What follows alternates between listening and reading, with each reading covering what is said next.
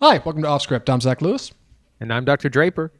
Today on the show, we're taking a look at Deadpool and Wolverine. It's out! Yes, that exciting new Marvel tentpole is here from director Shawn Levy, starring Ryan Reynolds and Hugh Jackman. We have seen it. We're going to talk about it. Spoiler-free review, which I think is important because I think a lot of the fun in Deadpool Wolverine comes from things not being spoiled for you. We'll get into that more in our first review. We're also going to take a look at Arcadian, a new Nick Cage indie horror feature. Not Longlegs, which we just covered recently. Different one. This is on Shudder. It is about a man and his two sons and kind of a post-apocalyptic farm at the end of the world. We'll talk more about it towards the end of the show. Stick around for our Arcadian review. We're going to take a look at a couple of trailers, some upcoming things that are worth talking about. You may want to keep an eye out for this fall. Before we get to all that, we need to talk about the news. Our first story this week, Robert Downey Jr. is coming back to Marvel. Oh, we couldn't get away with doing an episode without talking about this, Andy. What is this about? People couldn't believe this news when it broke. So San Diego Comic-Con was this past weekend, end of July, Hall H, where a lot of big comic book panels happened. We also heard some news of like things from The Boys and DC Studios and some other things. Some big news out of Marvel. The biggest which, of course, was Robert Downey Jr. will return as Dr. Doom in Avengers Doomsday, which is going to replace Avengers The Kang Dynasty, which was previously going to feature Jonathan Majors, biggest bag fumbler of all time. And they're bringing RDJ back because it's kind of desperate. It seems like the Disney Marvel's a little bit out of ideas and nothing is working. And so they're just kind of going back to what they know and the people that they know audiences love. And so Downey Jr. is coming back to a huge pay, possibly like $100 million to do this movie, which will be out in 2026, and Avengers Secret Wars 2027. So we also got a date for these movies. We'll see if they actually happen. The payday around these is insane. Not only is Robert Downey Jr. rumored to be getting something like $80 million, did I read that correctly? The directors, Anthony and Joe Russo, returning, of course, hot off the set of Netflix's Gray Man, which we covered on this show. It's terrible. Are going to be doing Avengers Doomsday and Avengers Secret Wars. They're also going to make a fat stack of cash. They're talking about having like exclusive assistants. And I read something about Robert Downey Jr. having like a trailer encampment on set where you can have like 3 trailers to himself, right? Like just rolling out the red carpet, right? For the people who are going to save the Marvel Cinematic Universe. Not that it necessarily needs saving. Deadpool and Wolverine just came out and is doing pretty good. We'll talk about those numbers in just a second. Andy, how is Disney justifying spending this much money on these movies? How do they do that? I mean, they know that people are, it's about nostalgia. And unfortunately, it's kind of about what's familiar. Robert Downey Jr. was just a mainstay of the entire MCU, had an incredible send-off in 2019's Endgame. They figure it'll get audiences back on track. And Marvel it's been struggling post-pandemic. Their properties aren't really hitting. They tried some new characters. In my opinion, they didn't really invest in them very much, but they've lost their audience. But again, I will always track this failure back to Disney Plus and them not being able to focus on their movies as much. So I think it's a desperate play. It might work. It might be very successful, just as Deadpool and Wolverine has been, which we're going to talk about a little bit more in a second. It might just work because of who's in it. And Dr. Doom is a classic Marvel villain, equivalent to someone like the Joker in DC. This is what I hear. I don't really know a lot about Dr. Doom, but I know he's like that level of a villain, supposed to be very recognizable. He's got like the metal suit armor. I don't really know what his powers are, but he's a major antagonist. So it just might work. It also might bankrupt the studio because they're going to be spending a ton on this movie. Well, I think the 35,000 foot view is, you're right, Disney Plus has been running Disney ragged. But like, to zoom way in on Marvel, I think immediate fans are going to want to know what happened to Kang, right? What happened to Jonathan Majors? That was supposed to be a whole thing. Ant-Man set him up in Quantumania. He had some stuff going on in Loki. He's been swapped out. Director Destin Daniel Cretton, who was supposed to do Avengers Kang Dynasty, is out. Jonah and Anthony Russo are in. Our villain is out. Kang's out. We've got Doom back in. And most importantly, obviously, it's Robert Downey Jr., who formerly played Iron Man. It just seems like people are not that excited about this. I don't know if that's just me on Twitter and in my niche corner of the internet. I'm sure it is. But also, like, I just haven't seen anybody be like, oh, man, hooray. Like, nobody's really that stoked. It's like, oh, you're just trotting out the same thing again. Do you think it's a bit? Is there a chance that maybe we get into theaters and this has all been a ruse? Because I don't think you spend this much money. I don't think you put this much gas behind it. I don't think you premiere this at SDCC for this to be a joke. I'm pretty sure this is this is what they're doing, right? Yeah, I mean, you could have picked any kind of main actor to do this. There were rumors that Cillian Murphy from Oppenheimer was going to be Doctor Doom. So yeah, I don't think you do a bait and switch. I think if you're promoting Doom, especially for 2 years, you trot out who the person is and have them promote them. And yeah, it seems real desperate, and it could completely go bust. Yeah. Well, one more note on this before we move on. It's worth mentioning the two previous Avengers films made a combined total of $4.851 billion worldwide. If Disney turns out even half that, this will technically be a W. But what does it mean for the state of the Marvel Cinematic Universe? Are audiences truly interested, or are they just going to yawn and go to the next big feature? Keep it on off script for more. We'll let you know. With that, we're going to move on to a rather uncomfortable story that I just wanted to touch on briefly before we move on, because I've been pulling for this movie, and this really sucks. Variety had this story this week. Video of Francis Ford Coppola kissing Megalopolis extras surfaces as crew members detail unprofessional behavior on set. This is not good, dude. There's video footage of Coppola filming a party scene for the film. Megalopolis is just coming out in a couple of months. We've talked about it on the show. We're excited to check it out. It seems like it's going to be weird and indie, and he spent a bunch of money on it. But there's these videos now coming out from behind the scenes of him going up and kissing extras. And he gets on a megaphone and he's like, yeah, I know it's weird, but it's just for me. No, dude, no. You've been spending too much time out in the sun at your winery looking at grapes, all right? That's not how we treat people. We don't move the medium forward by throwing aside standards and practices. Gross, man. Gross. I hope nothing else comes out of this. Andy, anything on this before we move on? Because I know it's weird. I just wanted to... Yeah, all we know about some of these details, there was a club scene being shot where there were a mix of half nude and more varying degrees of nudity in this scene, and Coppola was just kind of going up and hugging cast members and kissing cast members, extras. They were all women, coincidentally, and also apparently this was ruining shots. He would just go up in the middle, and it's just what are you doing? It'd be one thing if he was, I don't know, at least trying to direct a scene, but he's just can't contain himself, is going up and harassing people mid. I don't know what is going through this man's mind other than he's just drunk with power, and I don't know. It is so bizarre, and this movie is already on real thin ice. It's came out of Cannes as this thing is a disaster. It's someone's pipe dream that's going nowhere. It's Heaven's Gate. It's something like that. So it already has a lot of really bad press, and now it's going to have even worse press going into its release, which is in about a month. Yeah, dude. Part of what's exciting about Megalopolis, it's entirely self-funded, $120 million for Coppola to make this masterpiece.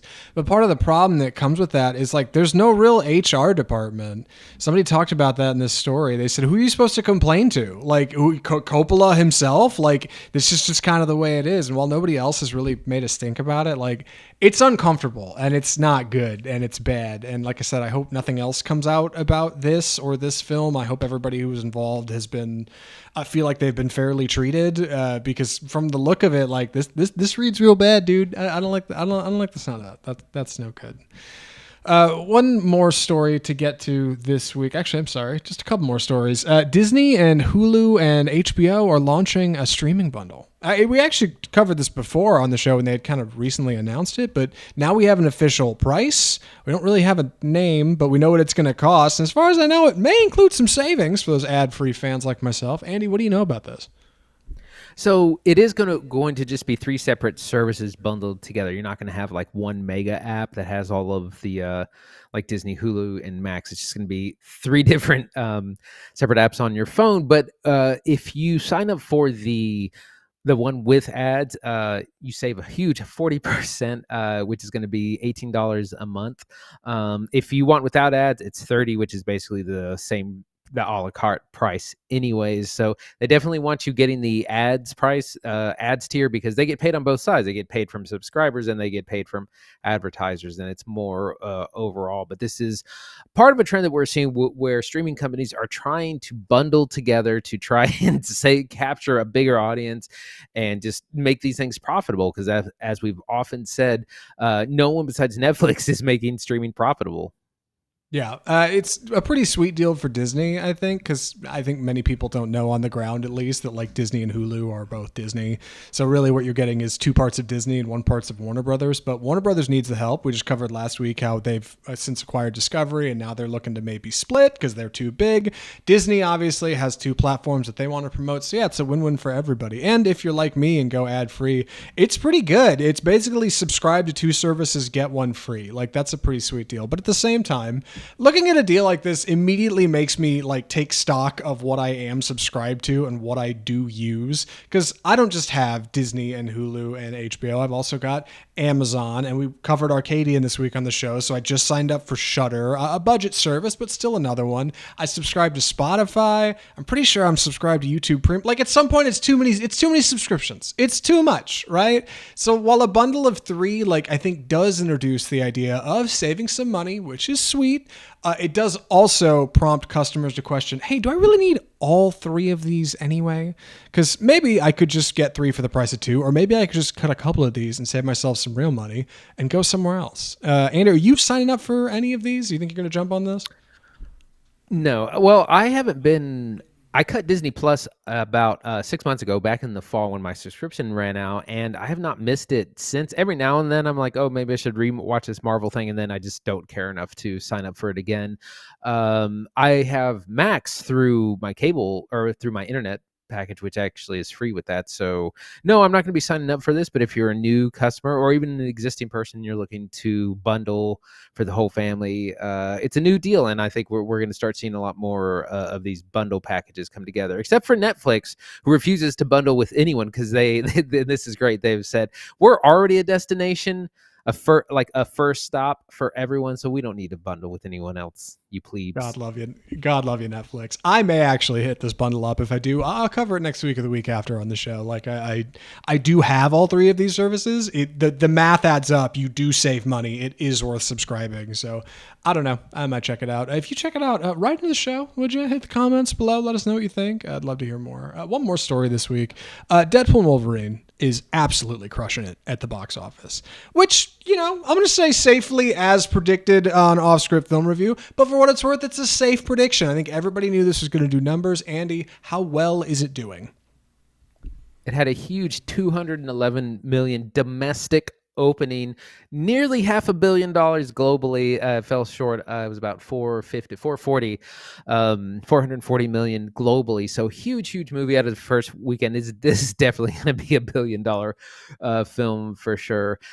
One of the biggest, or the biggest R-rated opening ever, which was previously held by the first or second Deadpool films. So it's breaking a lot of records, but to me, it's not really rated R. It's like rated R. It's like PG-13 plus. So it's, but it's holding those records. It will be huge. It's going to be one of the biggest movies of probably of all time, definitely of the year. Not surprised by anyone. We still had some good holdovers from Twisters, which came in second at the box office, along with Despicable Me 3 and Inside Out 2, which are still, and rounded out by Longlegs, which is still doing numbers. It's just crossed 60 million.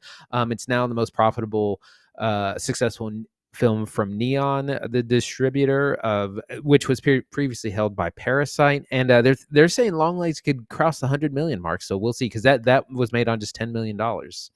Can't believe Longlegs is Neon's biggest film ever. Long live Parasite. Love it. Love Parasite.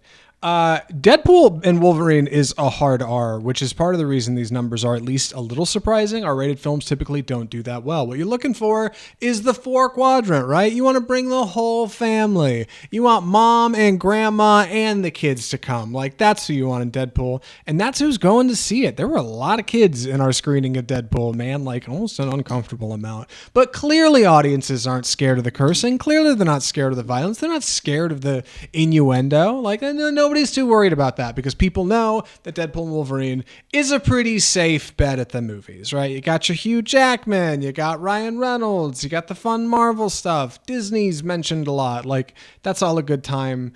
But I guess, Andy, are we looking forward to a future of R-rated mega hits? Is Hollywood going to take all the wrong lessons from this, or do you think we'll just quickly get back on track with our usual Marvel programming? I guess am I saying, is Deadpool and Wolverine an outlier content-wise, or do you think this is a pioneer for what may be coming next? Well, I think it kind of highlights a problem with our rating system is that the rating systems are too broad. PG-13 is a very wide array of what you can have. Something with rated R. In the UK, they have their system is 12, rated 12, and rated 15 and 18. Their 15 is like our rated R, and their 18 is like NC-17 essentially. So it's a very different system. And also there, you cannot actually just go in, like you have to be of age. Here, you can go in anything as long as you have the parent. But again, they knew that kids were going to be going to this. And so like I said, it's heavy on the violence, heavy on the F word. It's like a middle schooler who just discovered it. But notably, there is like no romance / sex. Like that is completely cut out because that would be, if that were explicit in the movie, that would definitely kill the 4-quadrantness of the movie. There's no portrayal of alcohol and drugs really, which was a big. They reference it a lot, but there's no on-screen things like that. So this is what I mean. Like it's kind of PG-13. It's soft gloved rated R. It's PG-13 plus because you're like, well, we still know that kids are going to be here, so we don't want to upset parents too much. Right. You don't want to upset global markets either, right? Like if it's just in dialogue, you might be able to fix it in translation. You can just take out that little funny bit of dialogue that maybe China or Russia or whoever may not like. If it's on screen, well, that's a whole other reshoot. But Deadpool Wolverine, I think, plays it pretty safe in that way. What I do want to talk about is the ways it does not play things safe, which I think is probably the perfect, not quite the perfect segue, but a pretty good segue into our conversation about Deadpool and Wolverine. Andy's going to be taking the summary on this one. So Andy, please take it away. Deadpool and Wolverine. So this is the 34th film, I believe, in the MCU. The long-awaited follow-up directed by Shawn Levy, who I believe did one of the previous films. So we find Deadpool, as we know him in the Fox universe. I'm going to try to not get into the weeds too much. He is captured by the TVA, which we know from would have to watch the Loki shows. The TVA is the Time Variance Authority, and they manage the multiple timelines of the multiverse, keep everything in check and in line. They inform Deadpool that, hey, your timeline is coming to an end. It's gonna be we're gonna have to prune it. It's gonna have to be destroyed. Sorry. But we think you're important, so we're keeping you. He escapes. He finds some help he needs a Wolverine to help him save his universe. He kind of does a lot of universe jumping to find just the right one. Eventually lands on a Hugh Jackman that we know and love. And they actually get tossed into yet another conflict where they're thrown into a place called the Void and have to fight a bunch of other superheroes and anti-heroes, mutants, to escape save their world. The plot is a little thin beer. That's not really what this movie is about. This movie is about a lot of fan service, and I say that in a positive way. There's a ton of cameos that we've seen. Deadpool, of course, is the merc with the mouth. There's lots of jokes, lots of humor, lots of crude humor at that. And again, lots of fight scenes and lots of fun CGI. Lots going on. A lot of this works. Some of it doesn't. We'll get into it. Zach, what'd you think? So I think Deadpool and Wolverine is in a funny position because it has to try to like hold up what the Marvel universe has kind of been building to and make fun of it and point us at that and laugh at that, but also be the third Deadpool movie, figure out a way to bring back Wolverine, try not to be mean about Logan, which Deadpool has always been pretty soft hands around. In Deadpool 2, they had a whole joke with a statue. It was a whole thing. There's a lot to do. And I think Deadpool and Wolverine does that stuff really well. I actually think it navigates those waters pretty effectively, but I also think it's a bit of a one-trick pony. I think it's best experienced first time through. I think its rewatchability is going to be a little limited. I think you need to go see it before anything gets spoiled for you. And we're not spoiling anything here on this show. We don't do that. No spoilers here.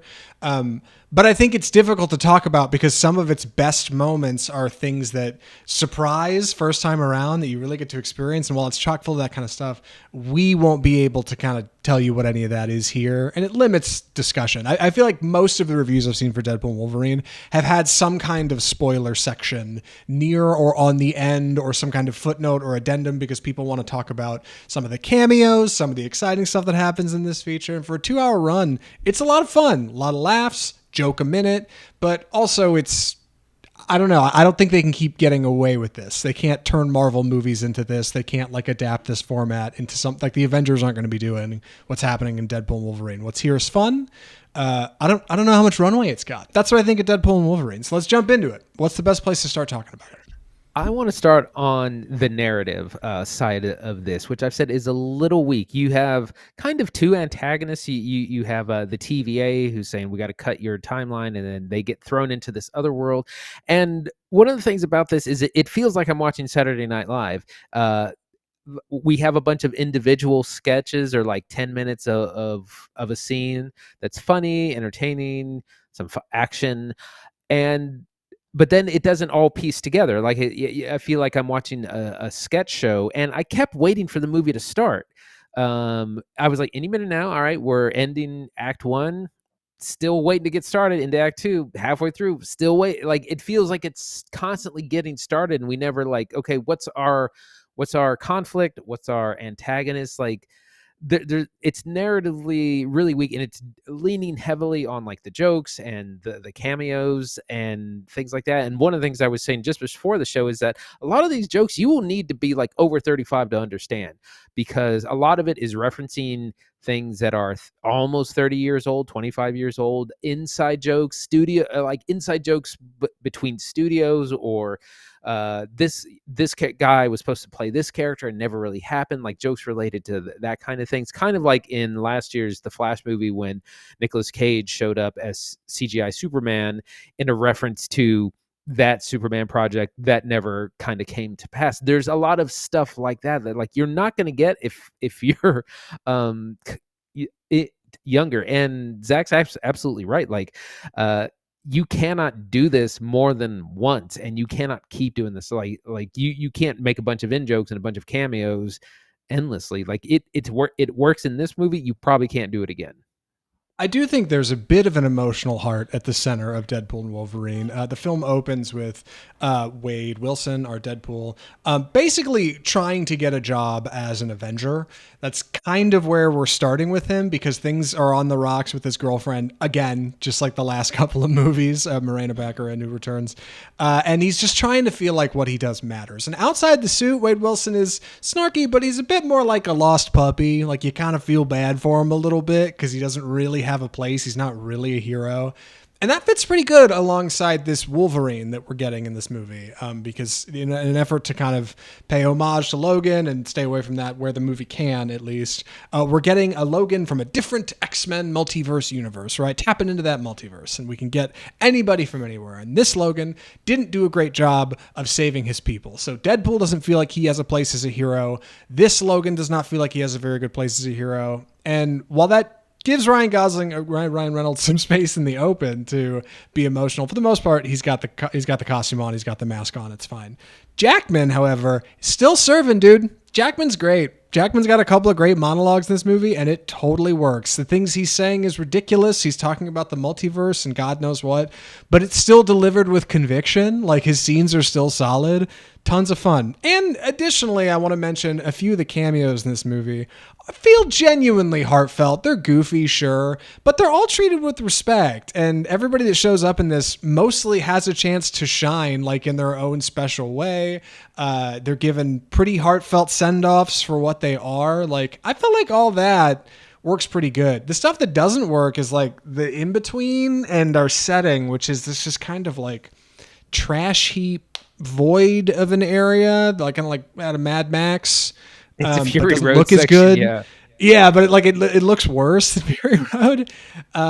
I don't know. Director Shawn Levy, formerly did Free Guy. He's definitely no stranger to working on big sets like this, working with big ideas, but it definitely does not look as good as something like Mad Max. It comes off looking a little flatter, I think, which is, fine. We have Fury Road at home. Yeah, right. Yeah. Yeah, I did want to talk about Jackman is excellent. He is bringing like Oscar level acting to this role, like way more than it deserves. And my only problem with that is not with him, but he's got this very tragic kind of backstory of how he kind of failed his universe, and it's all just told through dialogue. And I'm like, why are we telling and not showing? I was expecting like to have a cut or a flashback to the things he's talking about, which would have been really powerful. Like it's some really good like comic book kind of stuff. No, he just talks about it. We never see it. I was like, why you have all the money in the world, why did you not depict this on screen? It would have been amazing. So it's like those kinds of choices. And yeah, when we get to the void, like this looks like we're in someone's backyard. Like this looks really kind of bad for something, even as something that's usually filmed on the volume or on a green screen. I'm just like, what are we doing here? Again, waiting for the movie to get going. Yeah, and it gets away with a lot of it through the script, right? We've got this kind of antagonist TVA character played by Matthew McFadden from Succession, and the old Pride and Prejudice, right? That guy, Mr. Darcy. Yep. And he's fun in this movie for what he is, but he's definitely not as rough and tumble as everybody else. He's very staunch and stand up, and he's got an accent, and it's going to be this way, and that's fine. But between that, like, we don't get all that many places for things to happen in this movie. We get some recycled sets, which is fine. It plays pretty safe. I think what it does is it tries to leverage the script for a lot of this stuff. They talk about this space where ideas are discarded, and you see that like 20th Century Fox logo thing in the background, which is funny, but alienates a lot of people. You mentioned earlier that it feels like anybody under the age of 35 wouldn't get half these jokes, and I think that's true. Like, it is a joke a minute script. Through the whole first act, I was thinking of like Airplane. And then later it starts to feel more like Austin Powers, because it is a superhero movie that's spoofing superhero movies. Like Austin Powers was a secret agent movie that's spoofing James Bond secret agent movies. It definitely feels like it wanders pretty far off the mark. But I do think, with that being said, I do think it's better than like Deadpool 2, which I feel like I've seen people say, no, Deadpool 2's got Cable in it and that's fun. But like, dude, I can't remember hardly anything about Deadpool 2. At least this movie, I think, with Deadpool and Wolverine being a truly good matchup for heroes. They're a lot of fun together. They bounce off each other real good. I think you get like much better chemistry, and I think you do get a better feature for it. But I don't think you do this lightning in a bottle twice. It works exactly once, and I think they've leveraged it kind of perfect for what's here. Yeah, absolutely. It is a joke a minute. A lot of them, like I said, the dialogue feels like a 13-year-old who just discovered swear words. They say the F word a lot because it's rated R, and they can, and it seems excessive. But again, there's a lot of violence, a lot of swearing, no romance, no kind of sexual anything. Everyone has their shirt on the entire time, just about. So it's, you can still tell it's like a Disney movie. They don't want anyone getting excited in their movies. Their chemistry does work pretty well with Hugh Jackman playing the straight man to Deadpool. We get a bunch of fight scenes that are really kind of forced. Like, we see them fight each other a couple of times. We see them team up and take on other people. Those are kind of hit and miss. Some of them are pretty good and entertaining. But they're mostly entertaining when they're funny, when there's a lot of jokes and kind of cameo gags pulled into that. But like on their own, there's a little bit of like, why are we fighting again, other than to just like, it feels like people smashing their action figures together, unless like these characters need to have a conflict in order to move the story forward and somehow. Yeah, and for a 2-hour runtime, like, I don't think that's terrible, right? It's summer, we're at the movies, we're eating popcorn, we want to turn our brain off, we just want to watch something fun. Deadpool and Wolverine's a good time. I think it's good, I really do. But I don't know if I'll be revisiting it anytime soon. I feel like I kind of got, I got everything out of it in one pass. I think most people will be that way. You may go tell your friends, man, it's a ton of fun. Go see it. But in the next few weeks, as the cameos get rolled out on Twitter and you can see screenshots of everybody who's in it and behind the scenes of how this actor is appearing in Deadpool Wolverine and thought that their thing was never going to get revived again. Like, all of that loses its luster, and pretty soon what's left at the core of it is a good superhero movie. And that's all it needs to be, I think, especially considering how much money it's making. But like James Gunn's Guardians films, like, I don't know if they get away with more of these. I feel like this feels like a pretty good close off for like our little Deadpool trilogy with Ryan Reynolds. I don't know, Andy, are we seeing more Deadpool in the future? Do you think Marvel learns anything from this? And then I guess we'll move into recommendations. You can't make $1 billion movie and not expect them to follow up. Like, you can only do the cameo stuff once. A lot of the jokes, because a lot of people have said this is like a love letter to 20th Century Fox and all those projects that were or never came to be, and it's kind of like saying farewell. And we have moved both Deadpool and Wolverine into the MCU. So, I mean, you definitely got to bring them back. Like, they're too profitable not to. The question is kind of how does Deadpool have his own movies, or do you just roll him into some sort of team film, which I think at this point might actually work a little bit better. Yeah. Oh, I would bet Disney's working on a team film right now. I think they probably feel the same way. Well, I don't know if it'll work again. I think what works here is good. The question is, Andy, would you recommend Deadpool and Wolverine? I would recommend it to fans of superhero films. If you've watched the rest of the MCU stuff or even a casual thing, you're going to have a good time. I definitely laughed, and there was good action. It's funny. The cameos are a lot of fun, but this part of the reason the movie only works once is like the surprise is half the bit. Narratively, it's pretty weak. It's a little confusing about what's going on. There's too many antagonists. The plot's kind of convoluted. Maybe it doesn't matter in the end, but I was definitely kind of bored for about the first hour, and I kept waiting for the movie to start. But overall, I'd recommend. I'm a little warmer on it. I think it's a good time. I do think you should go see it ASAP, and you should try to avoid the internet for as long as possible between now and then, because everything that gets spoiled for you takes a significant chunk out of this movie. The cameos, that stuff is a lot of fun. The jokes, and if they're ruined for you, I think it's a lot less fun. I don't think it works as good second time around. But for what's here, flash in the pan, a lot of fun. Deadpool 3. Not too shabby. Would recommend. And with that, we should move into our middle segment of the episode. Andy, what do we typically call this? It's time for the trailer park. Perfect. The first trailer we are talking about this week is A Complete Unknown, which Andy put on the outline, and I completely forgot until he reminded me. It's that Bob Dylan movie. That Bob Dylan movie that Timothée Chalamet has been shooting like forever, right? That's what that is. We have a trailer for the Bob Dylan biopic. It's 1965. A wild-haired brunette named Bob Dylan moves into town and meets Pete Seeger, played by Edward Norton.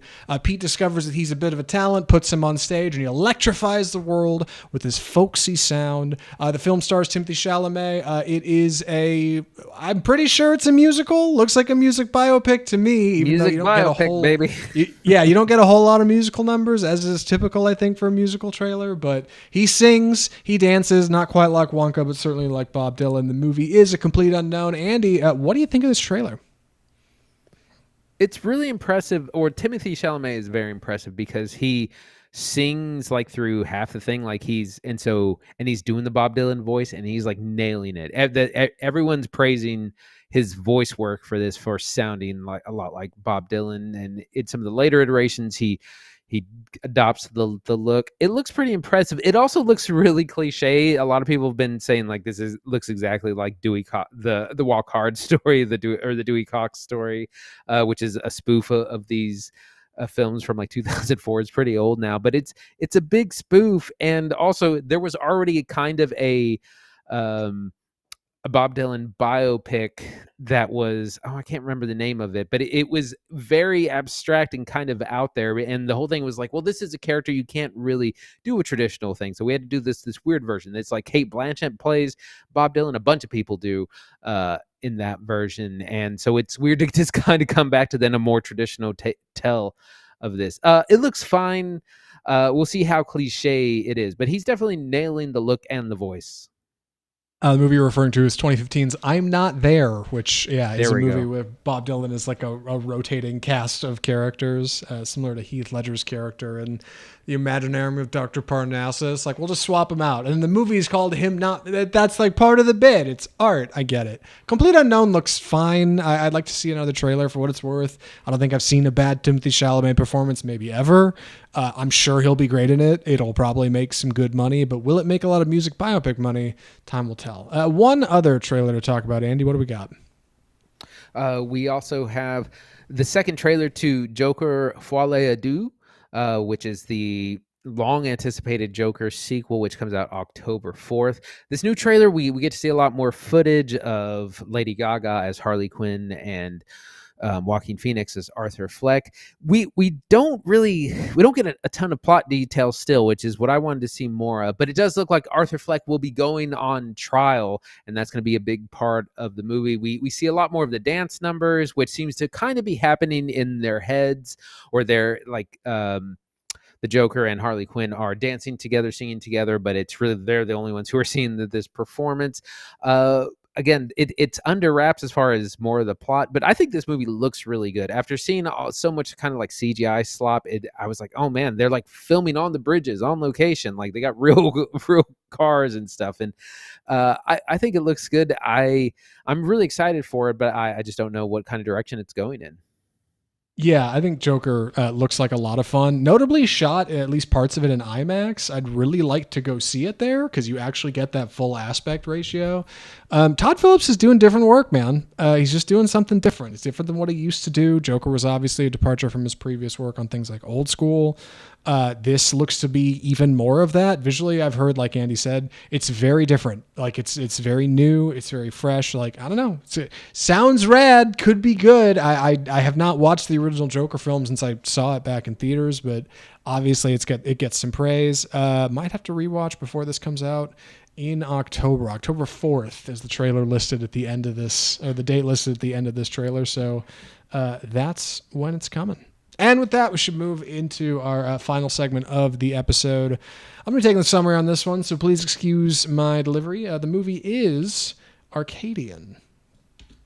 So, Arcadian is the story of Paul, an older gentleman in a seemingly war-torn world of pollution or disdain and decay. Something has gone wrong in the world of Arcadian, but we don't really get a look at it because what we see is Paul and his two sons, Joseph and Thomas, I think are their names, who are a set of twin boys who he kind of comes across one day. It's not really clear if they're his sons or if he just happens to find them in the rubble, but they hole up at a little farmhouse in where they shot was Northern Ireland, so a beautiful setting, where everything seems to be pretty normal. There's a farm down the road with a cute girl that one of the boys has taken a liking to, and everything seems pretty good until night falls, in which case the boys have to get inside, lock all the doors, lock all the windows, and hunker down because that's when the beasts come out. Arcadian is a uniquely small budget. It is a small feature. Nick Cage jumped onto it when Mike Nichols, his agent and producer of a few of his films, wrote the script for this. That's when he jumped into it. Our two boys are played by one of them, Game of Thrones boy, right? Jaden Martell. Actually, I think he's. It's not Game of Thrones. It's It. What am I thinking of? He's in It. Yes. He's in It. That's it. And the other boy is Maxwell Jenkins as Thomas, who I don't know. He's done a lot of TV. He's done a lot of TV. Yes. He did that Lost in Space show on Netflix when that was hot. That's kind of our core cast, small budget feature. Our ultimately, I should say, where are we going with our plot? Due to certain events, Paul gets injured, and our boys have to take what they learned from their father and survive the night. That's functionally our plot. It is like 90 minutes. It's available on Shudder. And while I do want to talk about Shudder as a platform, we should first talk about the film. Andy, what did you think of Arcadian? I think there's a lot of good ideas in here, but the execution's it's a little shaky. We do have this interesting a family unit where you have Nicolas Cage, the father to these two young boys, but they're kind of coming of age. They're at that age where they're, becoming rebellious. Jaden Martell's Joseph is kind of the more responsible one. He comes home on time. He helps out with he's a little bit of a tinkerer and scientist. He gets like the tractor working. Does exactly what his dad says. Thomas is he's a rebellious teenager. He stays out longer than he should. He's caught the eye of a cute girl at the Rose Farm. He fights with his dad. So it's as much of a family drama as it is a creature feature, and it seems very inspired from something like The Village, the movie by M. Night Shyamalan, where there's some creatures that come out at night that we have to hide from, and so we get a lot of that. We always see our doors scratched up and we hear creaking and they pound on the door at night. Unfortunately, the movie does reveal them to us kind of early in the film, which to me kind of ruined it. I think they should have left the surprise a little bit longer, but they, like most things that come at night, there are things that they will eat anyone and anything, and they're just trying to get food, get hungry. So you have the creature feature along with this family drama kind of going on. It mostly works. Yeah, I think Arcadian's biggest problems come from its pacing. Even though it's 90 minutes, it ends up feeling like a long feature because there's a lot that goes on. It's set over probably about the course of 3 days. And while we don't get a good look at our creature at first, they do kind of reveal it sooner rather than later, and tragically, because it's a low budget feature, it ends up looking more like, it reminded me of like the first season of Stranger Things.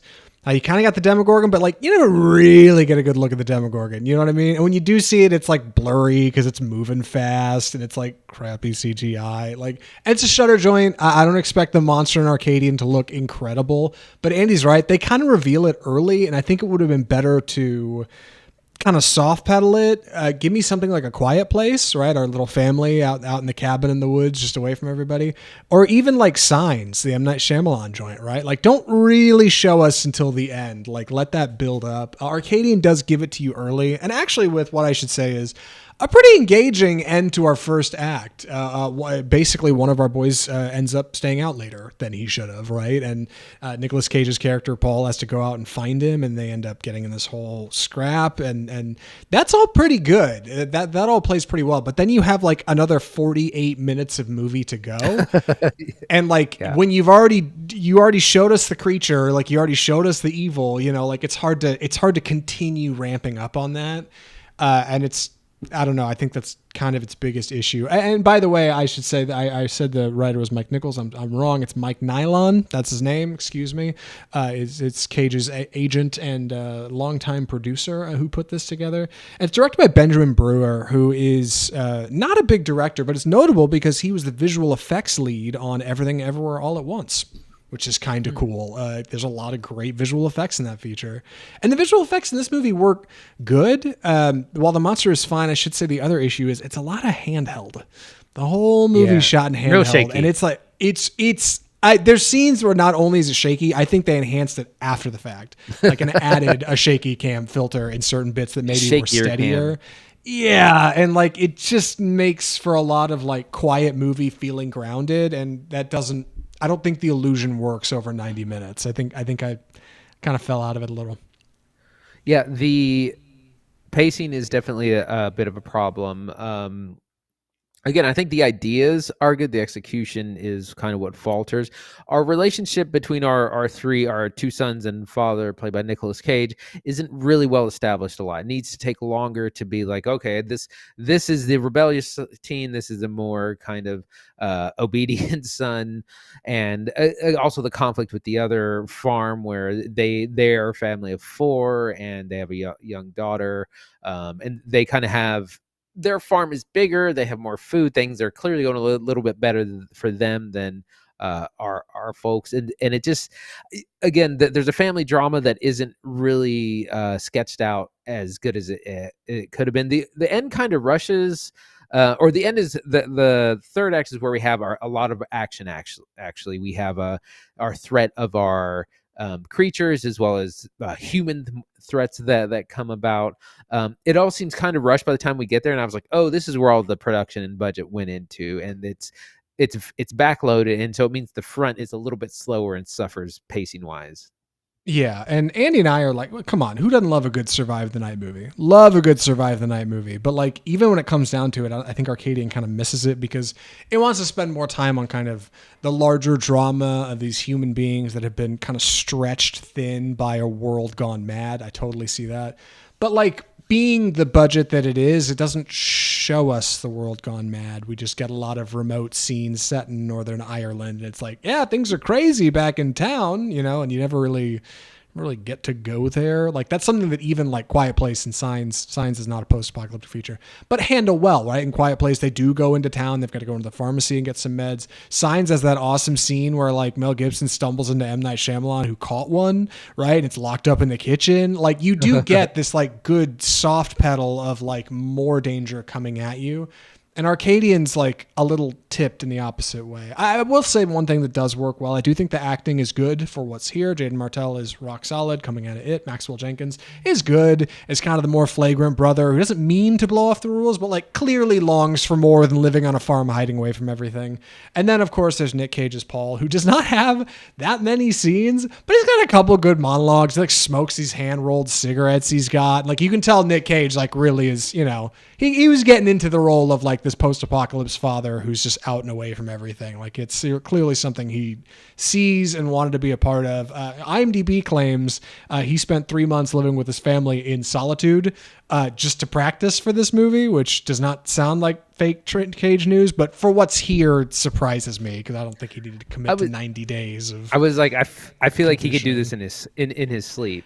Yeah, like I'm not convinced by that news, but if that's what he says and that's what happened, overall, I think Arcadian is fine, but I get why I didn't see it in the theater. I think if I had seen this in the theater, I probably would have thought less of it. I should talk about this as a Shudder feature, right? Because we watched it on Shudder.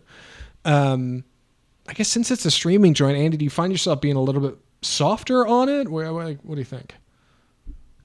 Yeah, a little bit. I would definitely, if I saw this in theaters, I would be not super happy about having paid a ticket price, but yeah, it's perfect for streaming because it's like a little big movie. You got a big star, you got some big ideas, you got a big third act ending, but it's also cut in corners. In other ways, it's a little bit shorter than maybe it should be to kind of establish these relationships. The cast is very small. There's only like 3-4 people on screen.